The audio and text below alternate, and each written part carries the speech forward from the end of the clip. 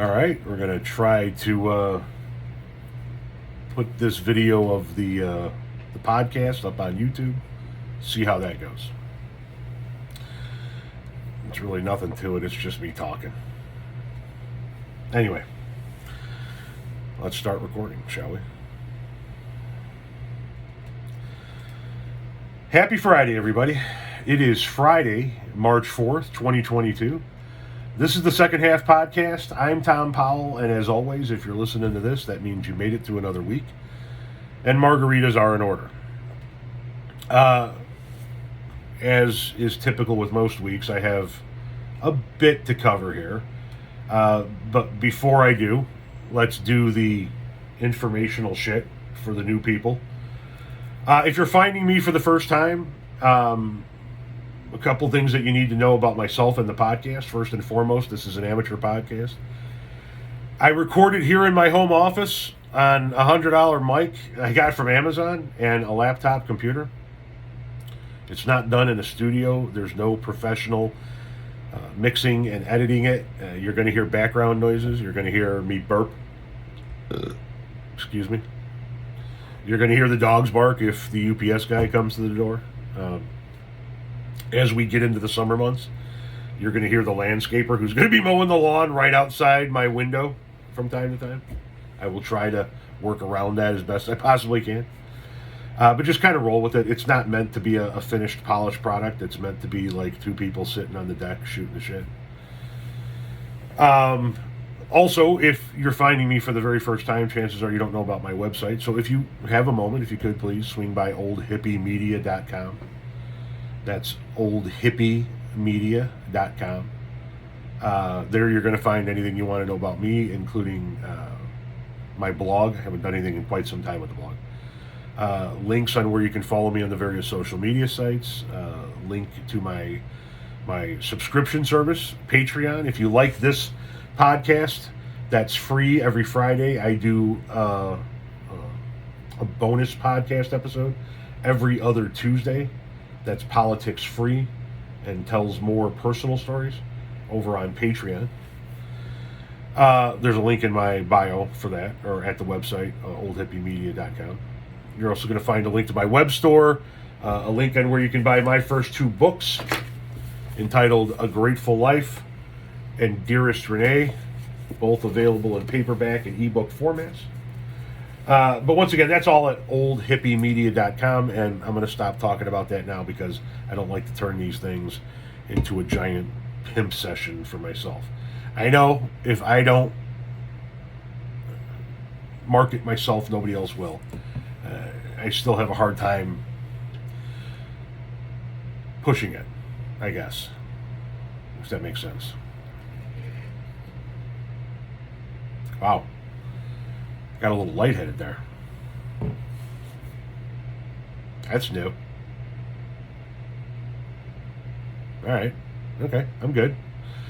So what do we got to talk about this week? That was weird. That was like legitimately, like it went, whoa. No. Tommy don't like that in the least bit. All right, what do we got to talk about this week? Let's start with COVID. The CDC greatly eases mask recommendations, and state after state begin to drop mask mandates.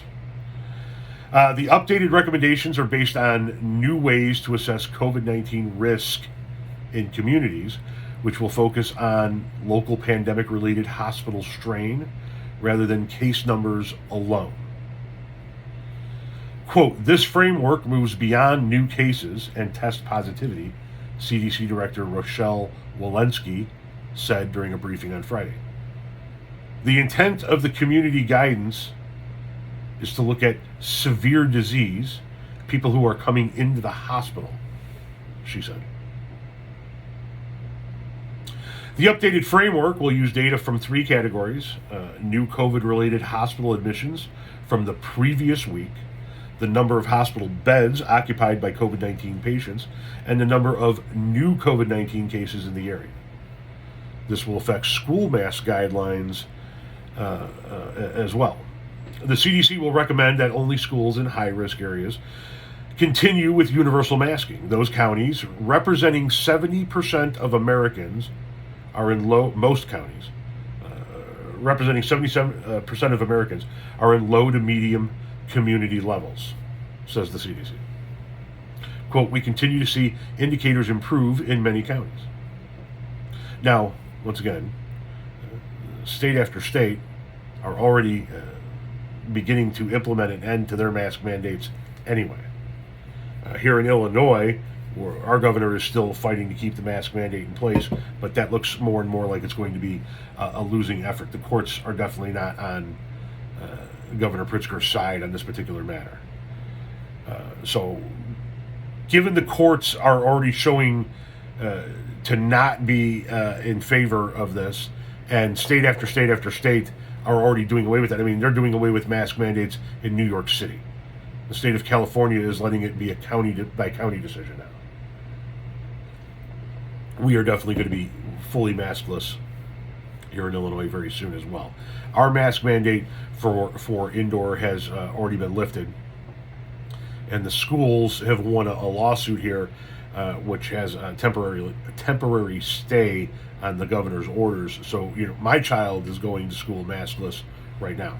My fourth grader is. They're still wearing masks at the high school that my 17-year-old goes to, my junior in high school goes to, but it's a boarding school, and they take kids from a large area, so they're going to continue to be overly cautious there for a minute. But that's what we got going on in the world of COVID right now. We see a lot of numbers decreasing across the country, and we see a lot of mask mandates beginning to end. A bit of a return to normality, if you will. I want to briefly move on to the House of Representatives, because the House this week passed an anti-lynching bill on a nearly unanimous basis. I say nearly unanimous because 3 Republicans voted against the measure. An anti-lynching bill. Republican Representatives Thomas Massey of Kentucky, Chip Roy of Texas, and Andrew Clyde of Georgia voted against the Emmett Till Anti-Lynching Act of 2022, which would designate lynching a federal hate crime. Congress, I did not know this until this bill became newsworthy. They had never before taken up lynching. It had never before been codified as a hate crime. The bill is named, as I said before, after Emmett Till, a 14-year-old black teenager who was kidnapped and brutally murdered by 2 white men in Mississippi in 1955.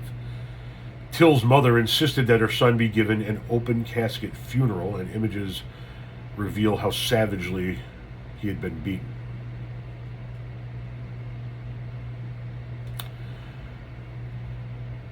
The fact that we have anybody voting against this bill is disgusting. But we have some explanations from these pieces of human trash. Representative Massey explained his vote on the bill in a tweet thread on Monday evening, arguing that the legislation would, quote, endanger other liberties such as freedom of speech. He doesn't explain how. Representative Roy issued a statement on Tuesday clarifying that he was not supportive of lynching, but said that the bill, quote, doesn't have anything to do with lynching, end quote, and instead promotes, quote, a woke agenda, end quote. If it makes lynching a federal hate crime, then the bill's about lynching. And if being anti-lynching and wanting the most severe punishment possible for people who conduct those acts is being woke, then consider me woke as fuck. I guess the question would be, why aren't you woke? If that's what woke is. Representative Clyde, who has also racked up tens of thousands of dollars in fines for refusing to wear a mask on the House floor, just thought I'd throw that one in there, did not issue a statement about his vote. Several hours later, after Insider magazine reached out to Clyde for a comment, he told them that he voted against the bill because lynching is already de facto illegal. Quote, lynching is an evil act of violence that is already against the law at the federal level. It is first-degree murder. Simply put, we do not need another duplicative federal law. Carving out a separate distinction for lynching may be symbolic, but it falsely suggests that individuals who commit or attempt to commit a lynching do not already face criminal charges and consequences. Nobody's arguing that they don't. We would like them to face more severe punishment. We would like it to be known that we aren't tolerating this shit.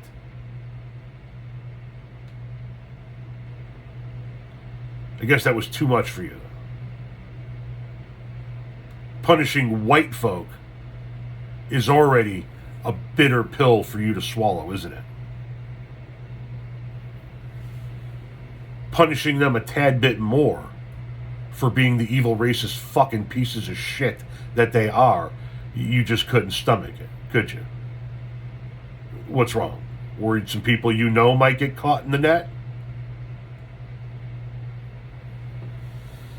The House also passed a similar bill in 2020, but Republican Senator Rand Paul of Kentucky blocked its consideration in the Senate, arguing that lynching prosecutions should be limited to, quote, crimes resulting in substantial risk of death and extreme physical pain.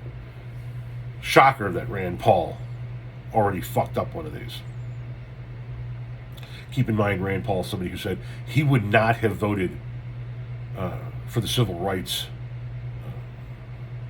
bill had he been senator then.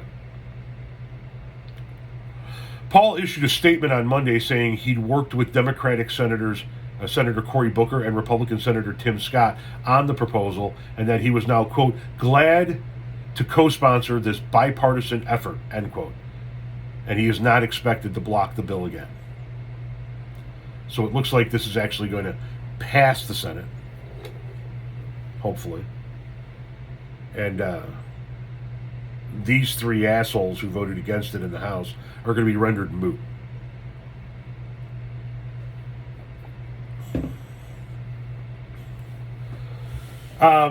In addition to the stupidity that happens in the House of Representatives on the Republican side of the aisle, and don't get me wrong, the Democrats have their share of stupids as well.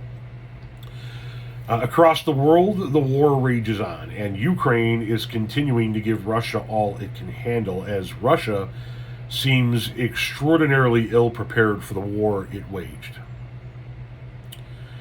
We are now 9 days into this conflict. By the time you guys, I'm recording this on Thursday. By the time you guys hear this and see this on YouTube, it's going to be 9 days, maybe 10 days into this conflict. Russia thought they'd have this wrapped up by now. But I don't know if Putin's legitimately losing his mind, or if he is truly just hearkening back to the days of yore. But he sent these troops into battle with expired MREs that expired in 2015.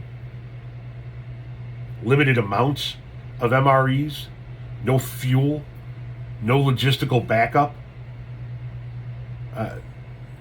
This was one of the poorest planned invasions in human history. And it's giving the Ukrainians an opportunity to hold them at bay while the world rallies to put as much pressure as it possibly can on Russia.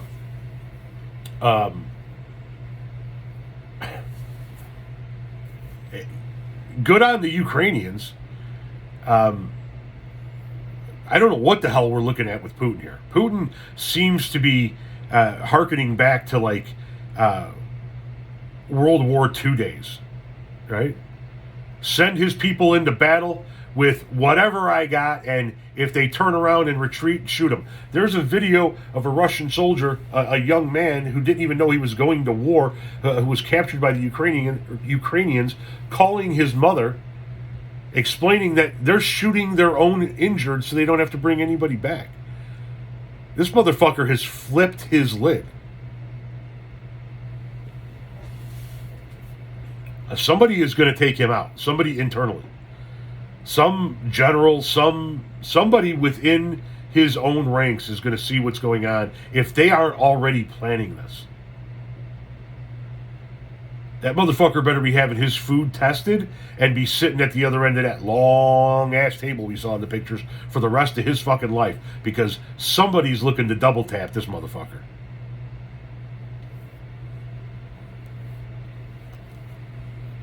When I say that the world is uniting against them, did you see the entire UN walk out when the Russian delegation was speaking? It was time for the Russian delegate to speak. The person running the floor announced that it was the Russians' turn to speak, handed the floor over to the Russian delegate, and as the Russian delegate said his first word, the entire UN delegation got up and walked out in mass. That is a powerful message. The world is against this. Most of the world is against this. Apple is no longer selling products in Russia. BMW shut down its manufacturing plant in Russia and stopped exports to Russia.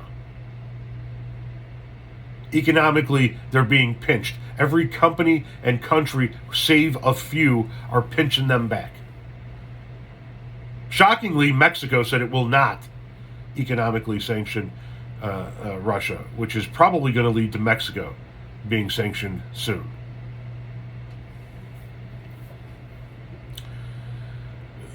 Most of the world is uniting against Vladimir Putin in this effort. That, combined with him being ill-prepared for this, they're going to lose this endeavor. And it is not going to be a pleasant loss. It's going to be an embarrassing loss. It's going to be a stinging loss.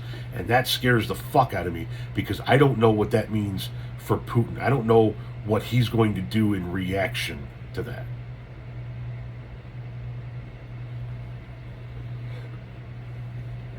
Now, when I say most of the world, obviously not everybody is rooting for Ukraine, in this endeavor. You have some of the biggest names at Fox News rooting for Russia. You have the former president of the United States praising the move as genius.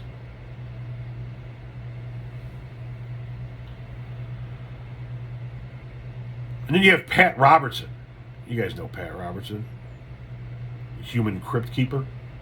Says Putin is compelled by God to invade Ukraine in order to set up an end times invasion of Israel.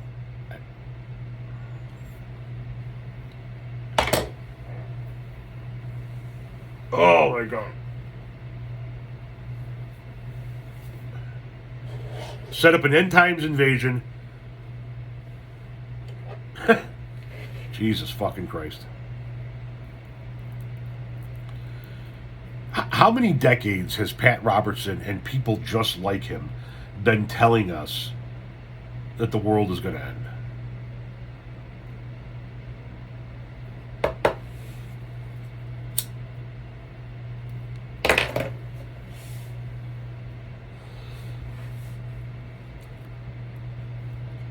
In order to set up an end times invasion of Israel. If you listen to people like Pat Robertson, you are fucking lost. And you need to seek help soon. The fact that this old fuck is taking advantage of this war to push his religious bullshit, it's inhuman.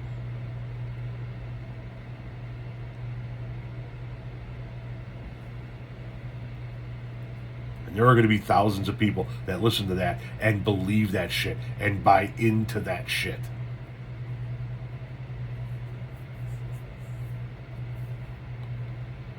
rooting on an end times. We're all going to be taken away in the rapture. What the fuck, dude? What the fuck is wrong with you?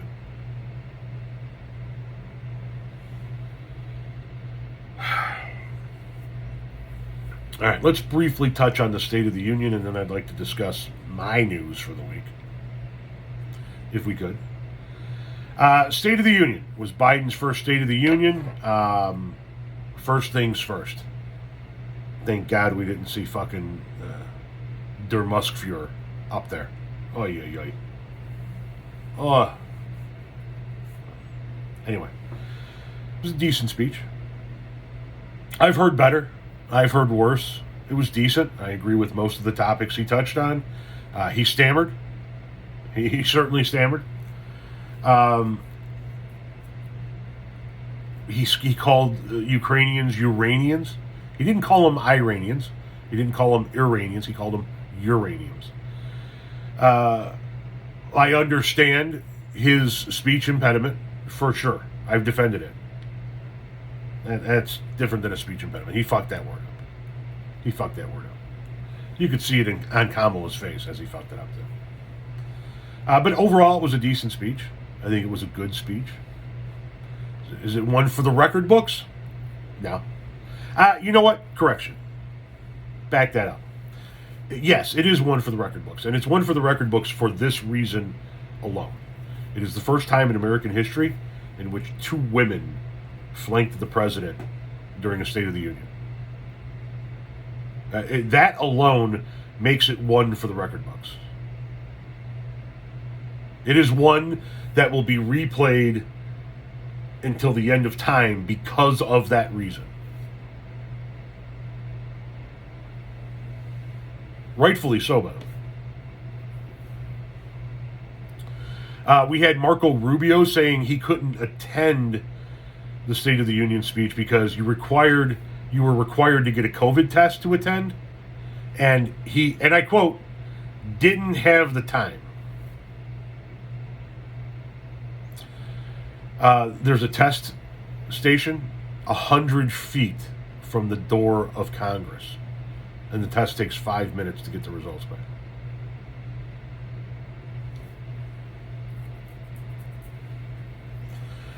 Must have been a busy man, Marco Rubio. What was he doing? Anybody know? Yeah, regardless.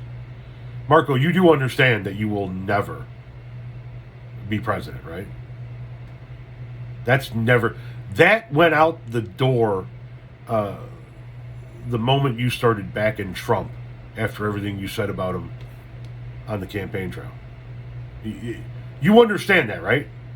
Your only saving grace at this point in time is to be able to hold on to your Senate seat. You're never moving up. Speaking of never moving up, we had Marjorie Taylor Greene and Lauren Boebert sitting 2 seats apart from one another. They began by attempting to get a "Build the Wall" chant going, which is interesting because I thought Donnie built the wall. Didn't that happen? Mexico cut us a check. Donnie went to the mail one day.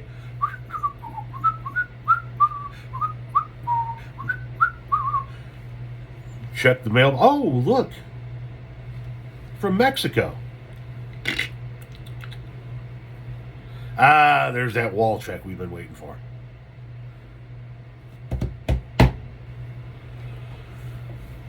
Anyway, we had a "Build the Wall" chant at the speech from 2 members of Congress. And then, of course, we had the infamous moment when Boebert yelled out, "You did it. You put them there," 13 of them, when Biden was discussing fallen soldiers in flag-draped coffins and was referring to his own son.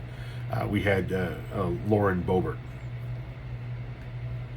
Listen, I put my own personal story at the end of this podcast because I didn't want to end on this. But this is exactly how I feel on the subject, okay? A lot of people don't like this language, and I get it. I understand it. It's how I feel on the subject. These two women, Lauren Boebert and Marjorie Taylor Greene, are raging fucking bitches. I only say that because they're women. No, I call men assholes and dickheads and motherfuckers all the time. It's got nothing to do with their gender or their race or sexual orientation or anything else. They're bitches. They're dumb as fuck, useless as underwear on a hooker, cunts. They are. I'm sorry, but they are.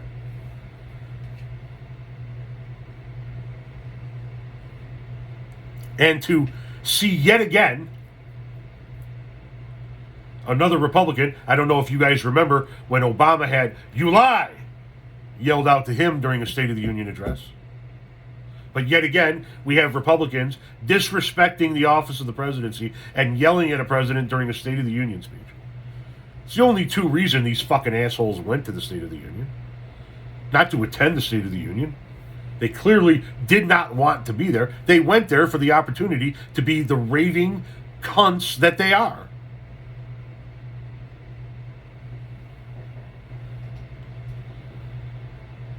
They're trash. They're absolute garbage, white trash, useless human beings. They're nothing. I know women just like this. They were nothing in high school. They're nothing now. They're going to be nothing next year. They're nothing. But they think they're something. Because the RNC bought them some nice clothes and put them in front of a mic and said, "Here, you're going to be our representative from this district." And they think they're something now.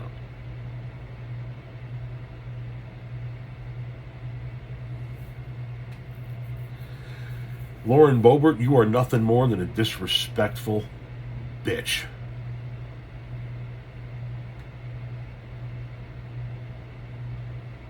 Just like Marco Rubio is a disrespectful prick.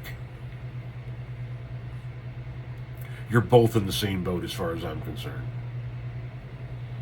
You serve society no purpose whatsoever.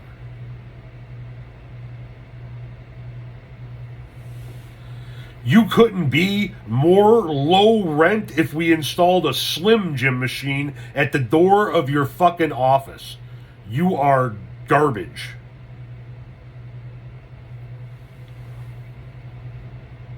And that's why I didn't want to end this podcast episode on that. That's why I chose to take my own personal news from the week and put it at the tail end of the podcast. So I didn't have to end on the trash that is Boebert and MTG. For you see, it's not all politics. I too got news this week. I too received, pouring myself some water. What I would dare call life-changing news for multiple people. If you don't follow me on social media, if you only listen to the podcast, the news is that my wife and I did 23andMe DNA test results. I should have had this up and running for you guys. I'm going to pull up the website now.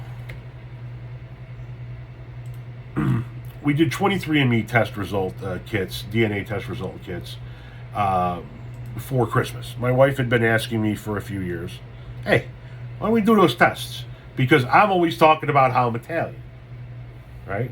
When people ask me, "Well, what are you?" "I'm Italian." I'm always like, "You're not 100% Italian." "Oh, I know I'm not 100% Italian."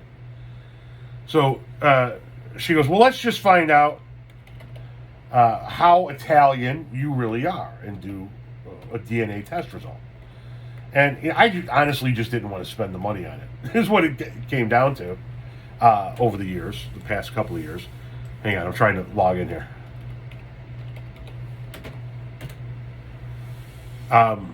They just didn't want to spend money on a DNA test kit, is really what it boiled down to. So I put it off for like 2 years.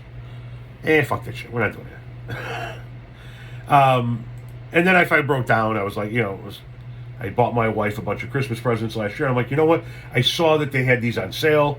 And so I was like, fuck it. I'm going to go ahead and I'm going to buy 2. One for her, one for me. We're going to do these tests. It's going to be fun. So just to give you the test results about what my lineage is before I get into the news, obviously. I am pulled up the test results here. You will be shocked to learn that I am 98.9% European. Who could have known? That consists of, I am 66.8% Northwestern European. That 66.8% consists of 37.6% British or Irish, with the majority of that coming around Greater London and Cork County in Ireland.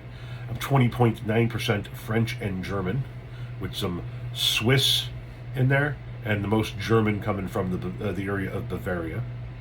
8.3% broadly Northwestern European. Basically, you're a mutt. And then I'm 31.9% Southern European, which consists of 26.9% Italian from the island of Sicily, 3% Greek and Balkan, 0.8% Spanish and Portuguese, and 1.2% broadly Southern European. So the biggest chunks of me are 37.5% British/Irish, 27% Sicilian, 21% French and German.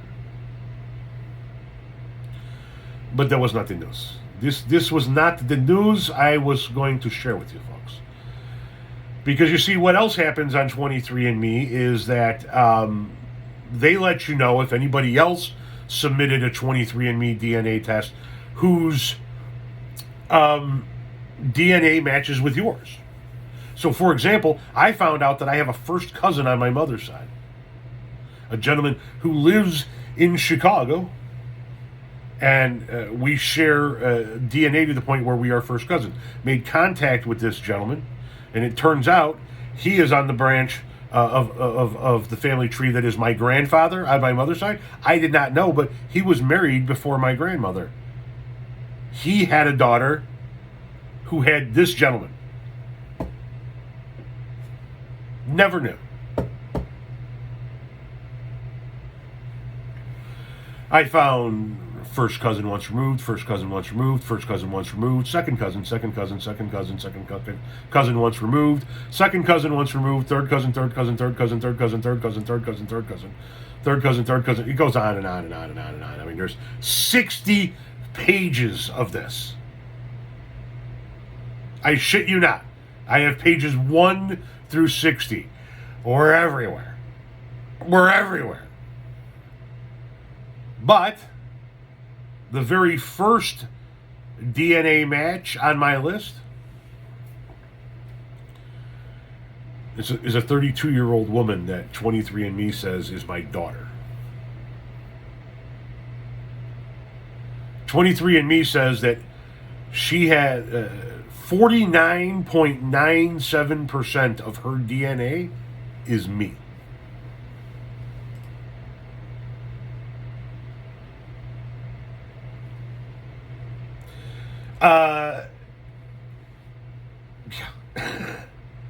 Yeah.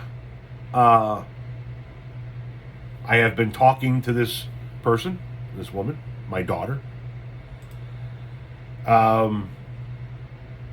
Got to see her ancestry, and yeah, it's right along those lines. Lower percentages in the south of Europe, but she said that her mother had no Italian, and the gentleman who was thought might have been her father had no Italian, so she couldn't explain how she came up with 13% of her was Italian.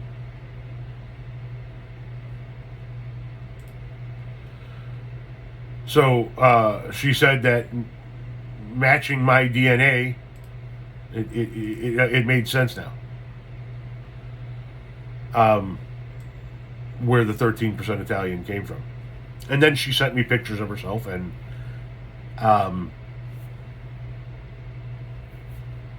she's a Powell. I reached out to my cousin, who was like a sister to me, literally, and I said, this is what's happened. Here's a picture of this young lady, and she immediately saw it as well.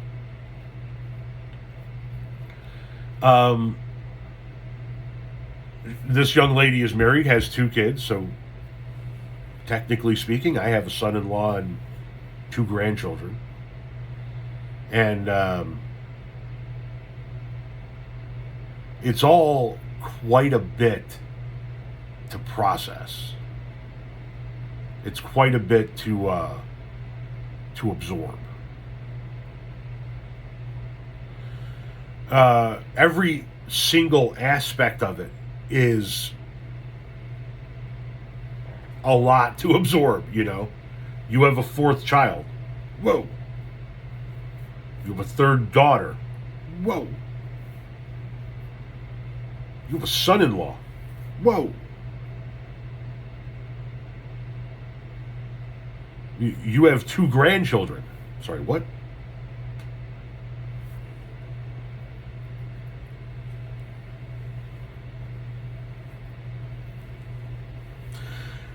If my math serves, and I'm not the best at math, to be sure.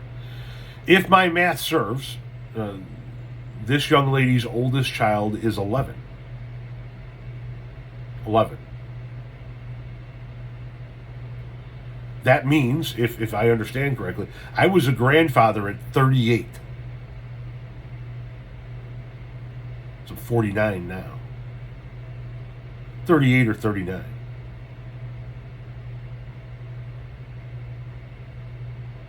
So now the next question becomes, what happens? What do you do with this? As I said, I have been speaking to this young lady, spoke to her a few times, spoke to her husband once. She seems to be interested in meeting. I don't want to push anything on anybody by any stretch of the imagination. That is not my intention. That is not my desire. So what I have decided to do is to let this young lady know I am totally open to anything she's interested in pursuing.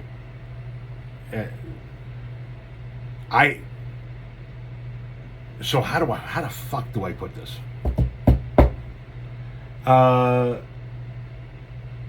It has to be, I would imagine, it has to be much more of a shock to the system for her than me. And it's a shock to the system for me. Right? I discovered that I have another child.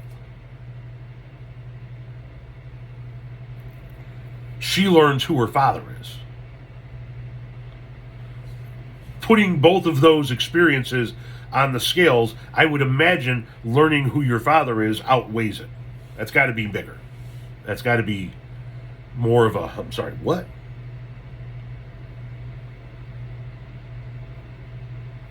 Add on an additional layer of weirdness to it, and she tells me that she follows me on TikTok, which is understandable. I have a large following, right? There was an odd there that she was. I have a large following, and I don't know, something like 49% of my audience is female, I want to say. So wasn't unheard of, but really odd. And apparently when she looked at, the way I'm guessing that this happened was, the way she described it was that she looked at her phone and saw that she had a notification from this app, 23andMe, that she hadn't gotten a notification from in like a year. And she checks the notification, and it's from a profile with this mug, my face. and I use the same profile pictures on everything. It's universal for me. It's the same profile picture on my Facebook page, my Twitter account, my Instagram, my YouTube page, as well as my TikTok. And then I do it on things like this, on apps like this. If there's a profile to set up, our Royal Caribbean account, our Sandals app account, I have, profile pictures. I use the same one. So she opens up 23andMe and she sees that there's a matching relative that gave her 50% of her DNA, and it's the profile picture of the same idiot she's following on TikTok. It's got to be,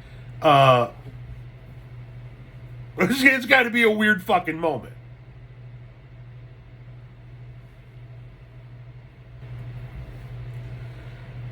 Technically speaking, here she has the advantage by following me and seeing the amount of content that I put out there, and also from following me, knowing my Twitter account, my Instagram page, my YouTube channel, my Facebook, all of that, and being able to openly follow all of that, she can find out quite a bit about me prior to us ever meeting. So, a few things here.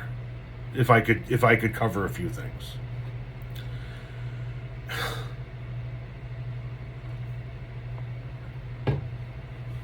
First and foremost, to my wife.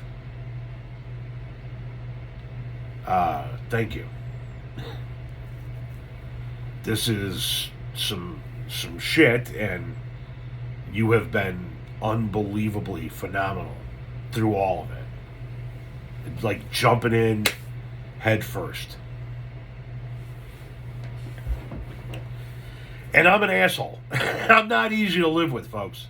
I'm not. I do not make life easy. I recognize that. And a quarter of a century, this woman has put up with my shit. And there's going to be more shit that I'm going to do. It's going to piss her off. It's inevitable. I'm a Powell man. But in supporting the shit that I've done, she has been nothing less than stellar, and that includes this particular endeavor.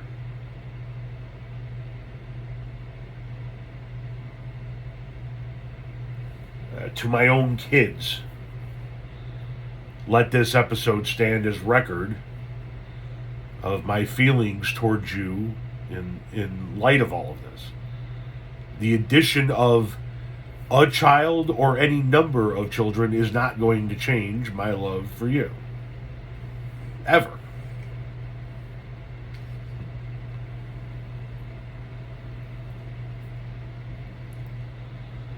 It's our family may grow and change, and is going to grow and change. When you guys bring other people into our family, you're going to alter our family. This is just one of those alterations. And now you have an additional sibling.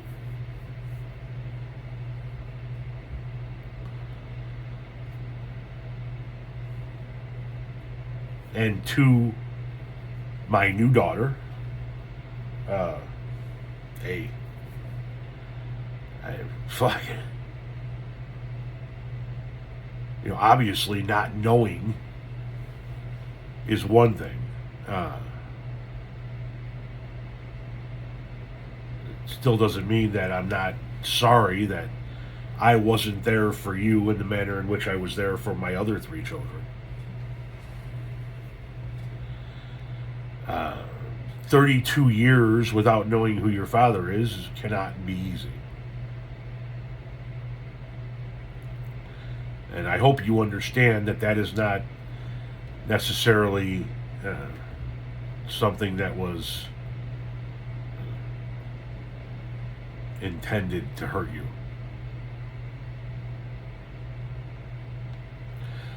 Just like I wouldn't want any of my other children to not know who their parents were.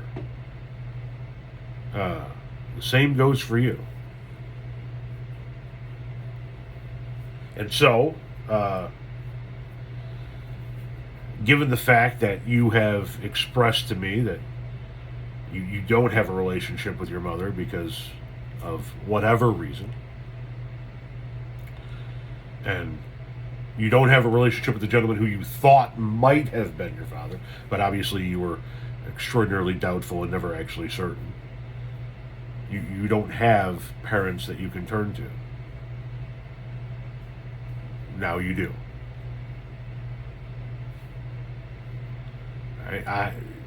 If I'm your father, I'm your father. Just like I'm father to my other 3 children.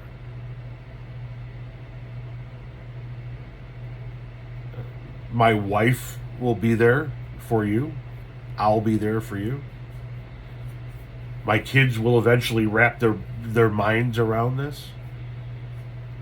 Being younger, it's going to take them a little bit longer to just process it. You know what I mean? But, you do what you want to do. But know that if you want it, this family is here. To whatever extent it's here is. You know what I mean? I mean, we're nothing special. We're just your average, everyday American family here living in the burbs of Chicago. But just know, moving forward, that you have parents. We're right here. A lot of times I get people on TikTok, because that's obviously where I have the largest following. I get people on TikTok who say, will you be my TikTok father? Can you, honorarily adopt me? And I always make jokes with it's usually kids coming from some form of LGBTQ plus background who have been ostracized by the people in their lives. And I always tell them the same thing, yes.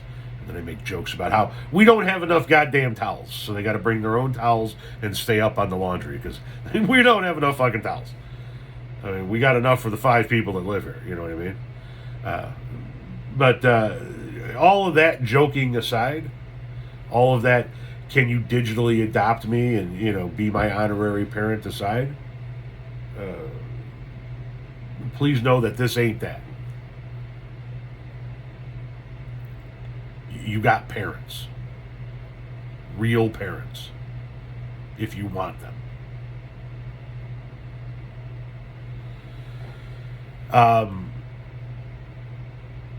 You have my number. Literally. And I am here for you if you need it. My wife is here for you if you need it. And my door is open to you. 2 more messages, and then we wrap up here. All right? I've given a message to my wife, to my 3 children here, and to my daughter there, to my son-in-law. It's fucking weird. Okay, that's weird.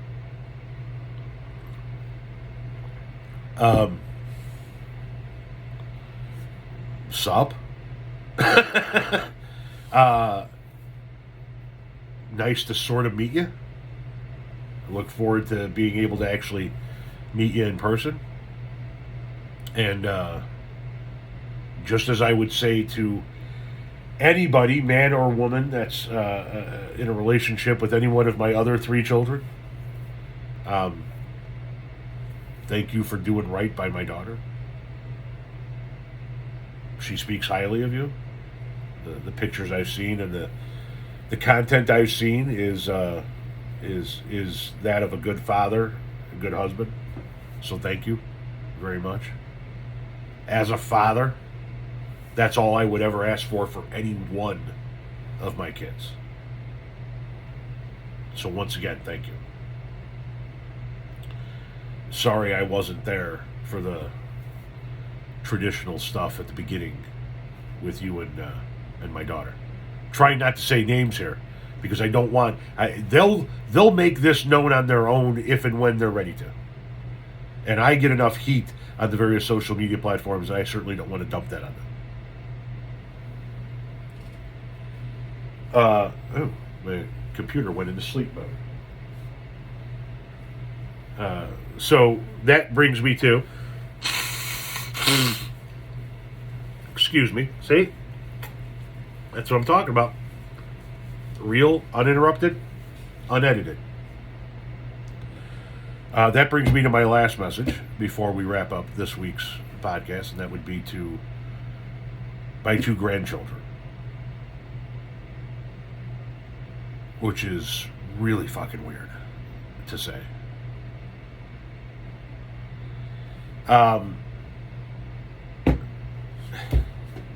Obviously, I did not know about you. All the same, as I am sorry I was not there for your mother. Sorry I haven't been there for you. I'm sorry for you that the children of my other children are going to get experiences that you guys are never going to get.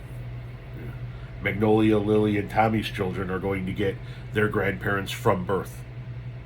And there's going to be a lot of time there that they're going to be able to get that you guys aren't going to be able to get. And I can't, there's nothing I can do to put that back together. That's gone. But if everything works out between your parents and us, and this is something that the 2 families can be incorporated with one another,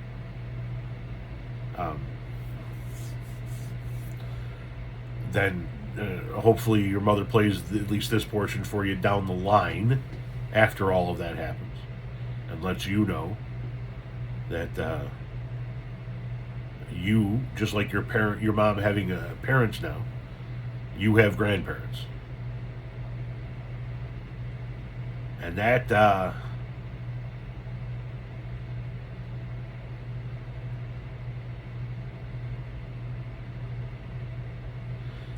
I understand that matters, because I don't have my grandparents anymore.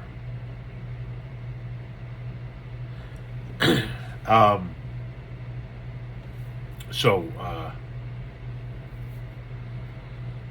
just like I would be there for any of my grandchildren born to my 3 children living here, I hope to potentially be there for you as well.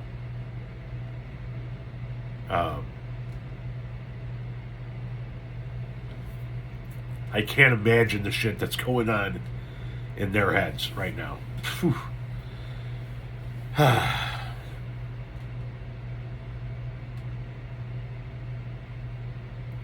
Well, I got to tell you something.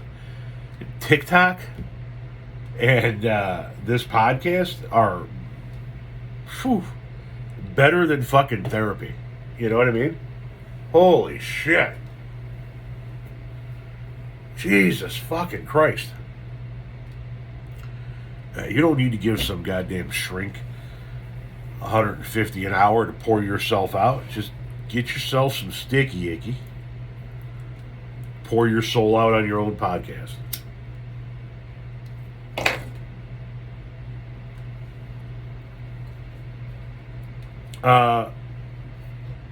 So those are my messages to the various people in my life upon digesting this news over the last, day and a half, 2 days. By the time you guys hear this, 3 days, maybe, whatever.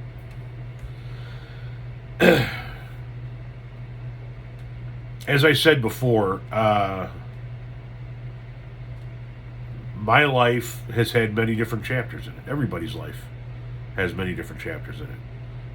And you don't necessarily, how do I put this? You don't stop being the person that you were in the previous chapter.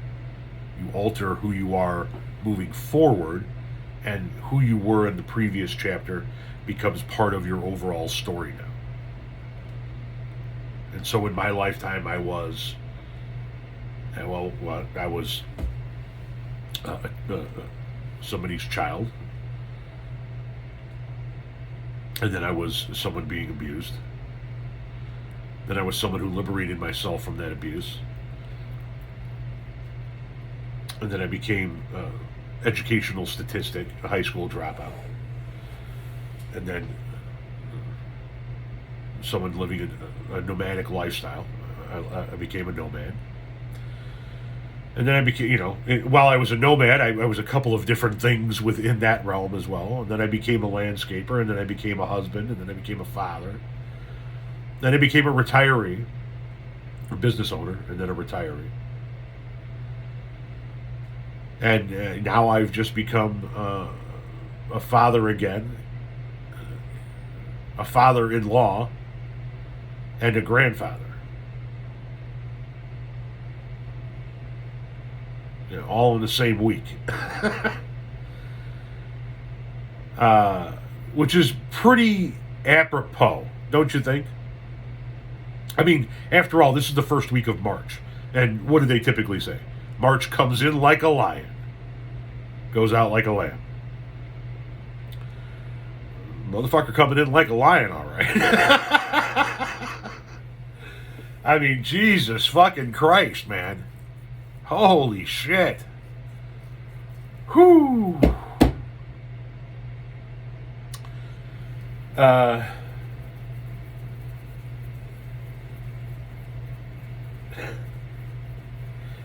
don't know what all of this is going to bring. I don't know.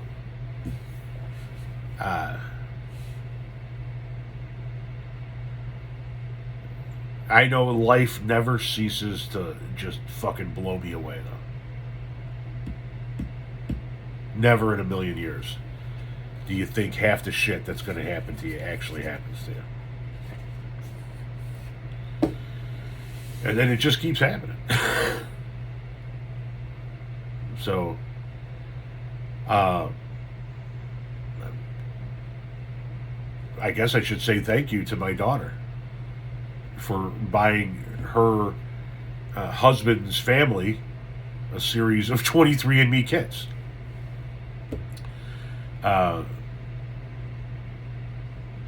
Because without that, we probably still wouldn't have known each other and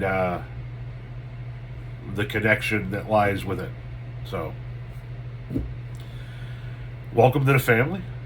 Once again, make sure you keep up on your own goddamn laundry, because goddamn it, towels are just it really is. It's a pain in my ass. I get the dishes. All right, okay. I'm home during the day. I'll do the fucking dishes. It's fine. I'll keep doing the grocery shopping and the cooking. That's fine. But you've got to keep up with your own laundry. I mean, for fuck's sake.